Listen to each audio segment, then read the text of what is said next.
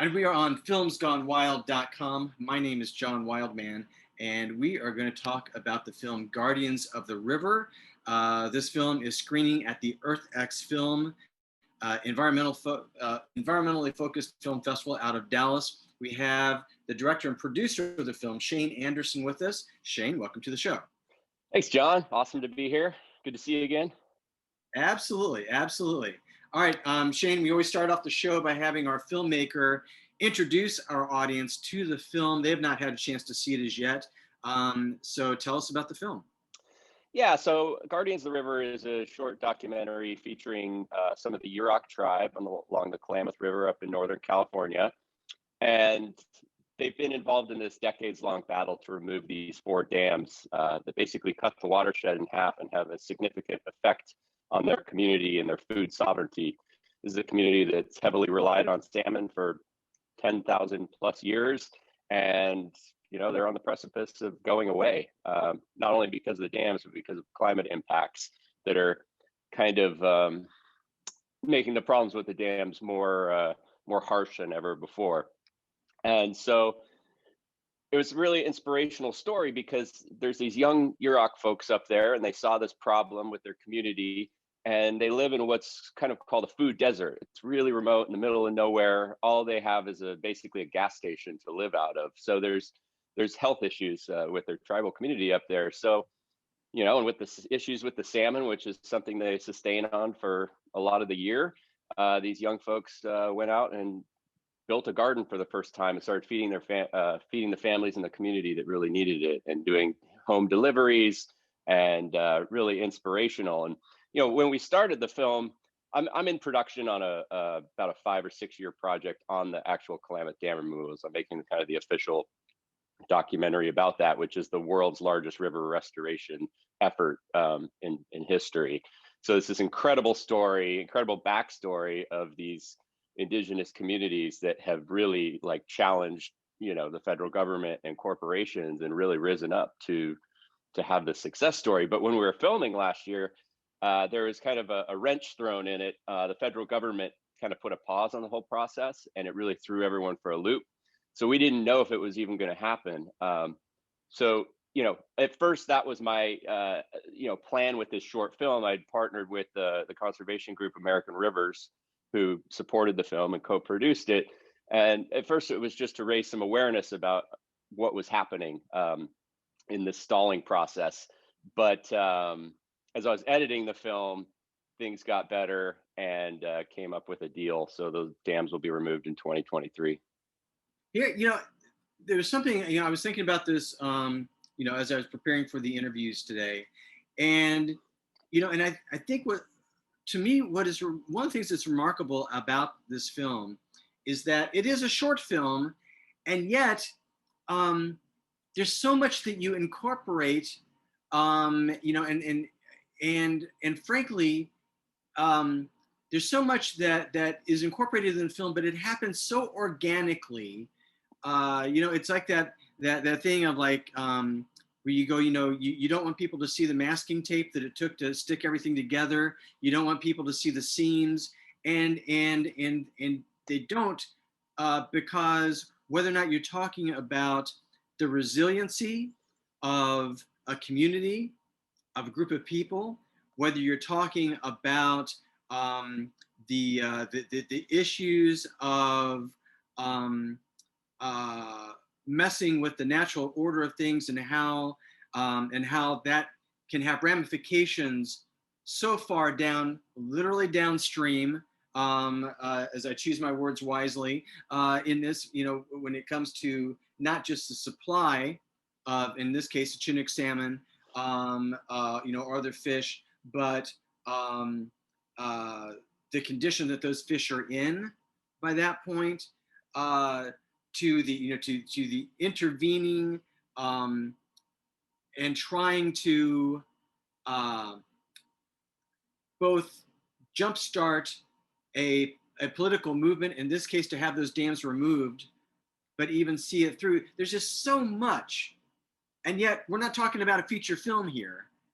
And and I would love for you to talk about again how as a filmmaker, because you're putting together the interviews and the footage that you've got in the editing bay, and you're chopping it up, and you are figuring out how that information is going to come to us. So how, what was your thought process as you were doing that? Was it, were there some happy accidents in there, or or are you just simply that amazing of a filmmaker, Shane?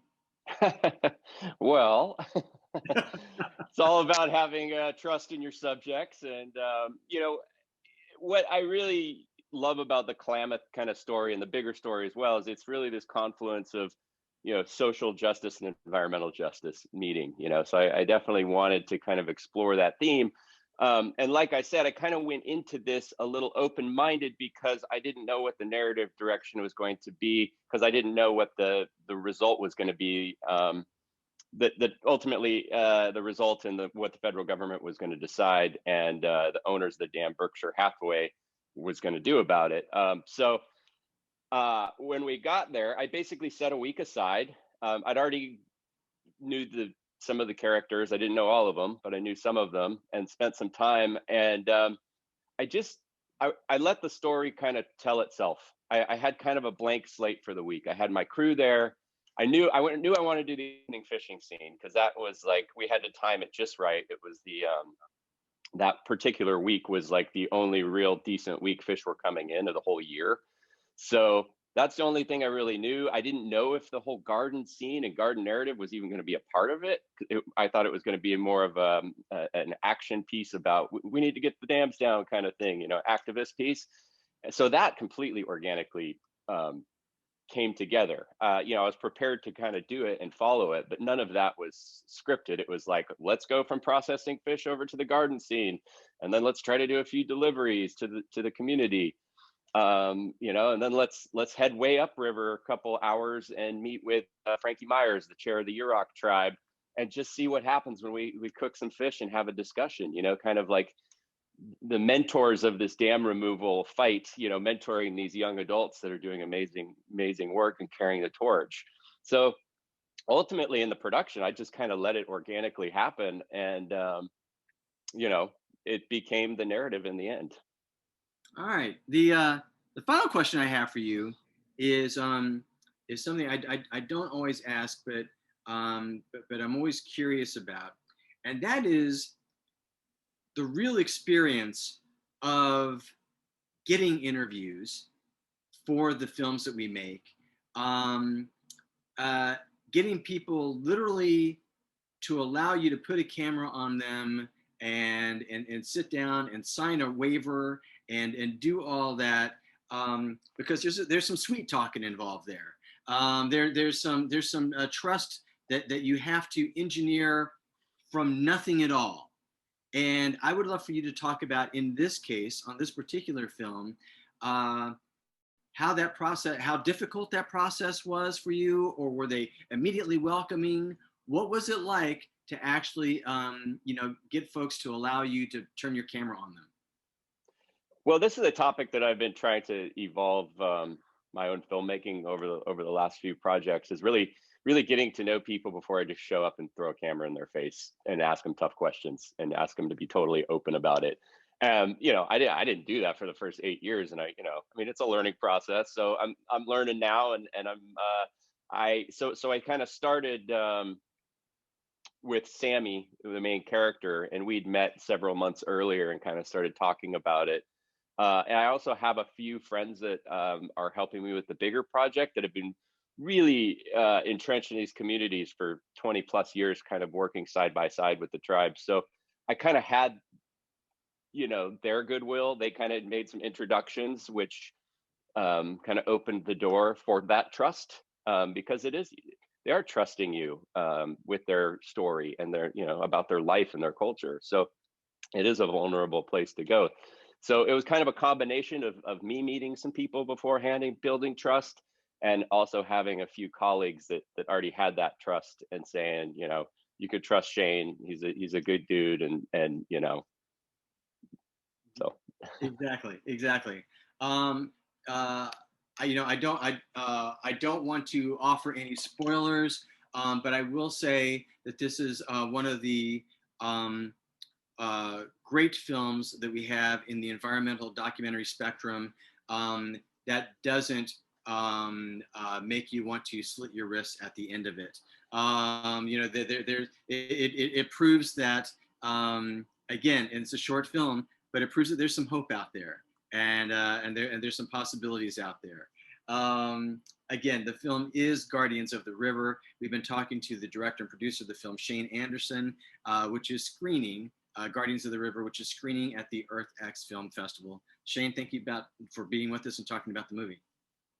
Thank you, and stay tuned. Like I said, I'm working on a feature. It'll be out 2024. It's the longest project I've done, but that will be the true inspiration and the cathartic moment, because when those dams come down, not only is the river going to heal, but cultures are going to heal. It's going to be an amazing experience.